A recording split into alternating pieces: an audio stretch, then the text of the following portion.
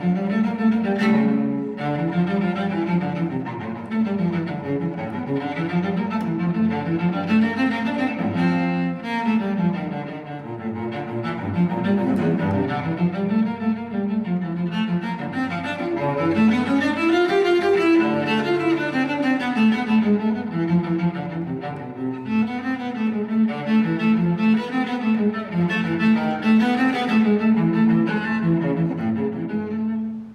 we are in November 1920, Bloody Sunday, episode number 10 in Ernie's journey.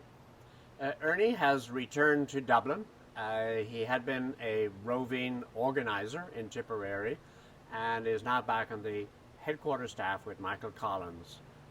And on Saturday, November 19, Collins says to Ernie, "Watch out for tomorrow."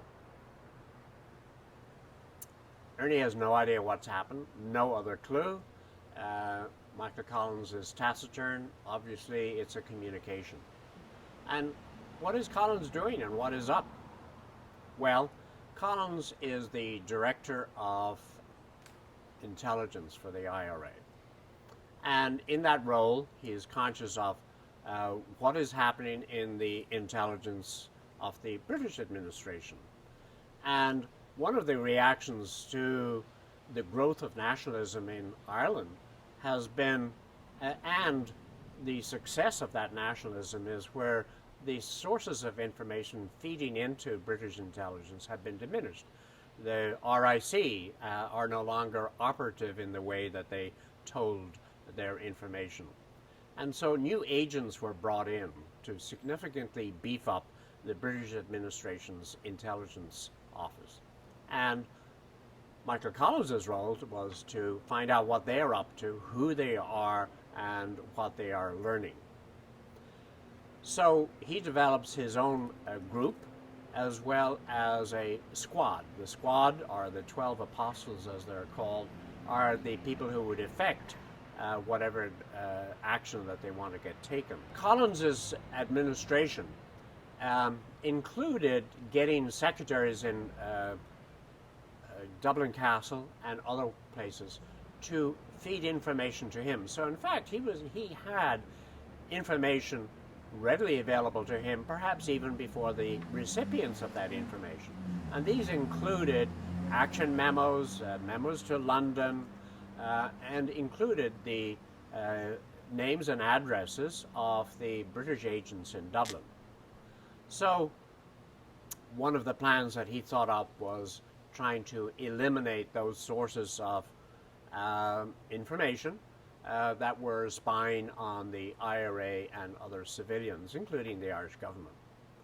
So his plan was to have an attack on the agents, and they chose Sunday morning, November 20. So the best way to tell that story is by going to Ernie O'Malley's memoir, On Another Man's Wound, and retelling what happened of that night and the consequences. Next day, a stop press. 13 British officers scattered through the city and suburbs had been shot dead. 3 had been wounded. Others had escaped. Some had been killed in their beds beside their wives. Dublin was jumpy. Passers-by nervous. They spoke less as they walked, and groups at street corners took on a new significance. Something would happen, but what? The British would not take that lying down. The city had been safe enough so far. Its people had not experienced the desolate remoteness of the country during the raids of threatening soldiers, drunken tans, and fiery, arrogant auxiliaries. Dublin had not felt the loneliness and odd night of a country town or small city controlled by its garrison. Soldiers walked up and down in 3s or 4s. Crossley tenders nosed up and down as if the auxiliaries did not know what to do next. Heavy lorries stopped outside flats and private houses. Soldiers hurriedly helped to move the belongings of other intelligence officers and those who might be open to attack to Dublin Castle or to a hotel which was heavily guarded. In the afternoon, the crowd at a Gaelic football match in Croke Park had been surrounded by soldiers, 50 slightly wounded by machine guns and rifles. I had heard the distant rattling. Steel-plated lancias and armored cars with swinging turrets dashed through the streets. They curved in towards the footpath. People scurried. The troops had blood in their eyes. Streets were suddenly held up by soldiers and men in plain clothes at the top of Dawson Street. I saw 2 lorries spill out auxiliaries who snapped on bayonets as they ran to cut up part of the street. They hit men with the butts of their rifles. I was told at McGilligan's in Leeson Street, where I often spent the night, that it would not be safe for me. Kathleen McGilligan was worried. Sean McBride will find you a place, and get there as soon as you can. What was that? The sound of shooting. Sean McBride was the son of Major John McBride, who had been executed after Easter week. We voiced our fears as we walked.